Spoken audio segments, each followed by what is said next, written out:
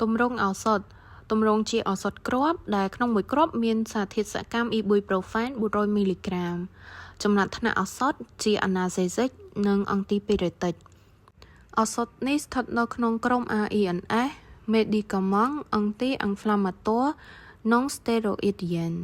ដែលស្ថិតនៅក្នុងក្រុម propionic ជា derivative របស់ acid aryl carboxylic សកម្មភាពរបស់ឱសថទៅលើសារពាង្គកាយ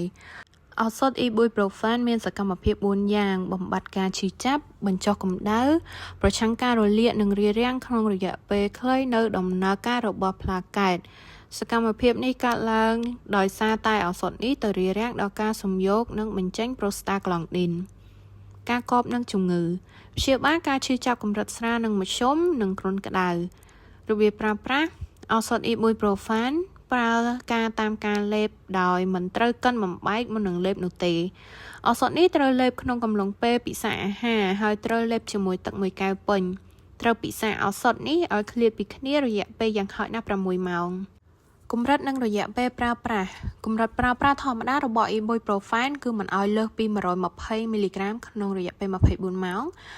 លេបមួយគ្រាប់400 មីលីក្រាមមិនឲ្យលើសពី3ដងក្នុងមួយថ្ងៃរយៈពេលប្រើប្រាស់គឺអាស្រ័យទៅតាមស្ថានភាពជំងឺផលរំខានដែលសំខាន់របស់ ibuprofen គឺរំខានប្រព័ន្ធផ្លូវអាហារក្អួតចង្អោរដំបៅក្រពះ gastralgie trouble de transit réaction hypersensibilité ស្បែកឡើងរមាស់ស្បែកឡើងក្រហមមានឥទ្ធិពលលើប្រព័ន្ធសរសៃប្រសាទឈឺក្បាលវិលមុខការហាមប្រើចំពោះអ្នកជំងឺទាំងឡាយណាដែលប្រតិកម្មឬមានអ្នកជំងឺហឺតដែលបណ្ដាលមកពីការប្រើប្រាស់ឱសថ ibuprofen ឬឱសថ aspirin ឬឱសថផ្សេងទៀតដែលស្ថិតនៅក្នុងក្រុម RENS ចំពោះអ្នកជំងឺ ulcer gastroduodenal en evolution ចំពោះអ្នកជំងឺ insuffisance hépatocellulaire sévère និងអ្នកជំងឺ insuffisance renal sévère អន្តរកម្មឱសថ ibuprofen មានអន្តរកម្មជាមួយនឹង diuretic hyperkaliemic និង methotrexate ELC inhibitor de l'angiotensin 2និង beta blockers RENS ដទៃទៀតនិង anti-aggregant plaquettaire ការប្រុងប្រយ័ត្ន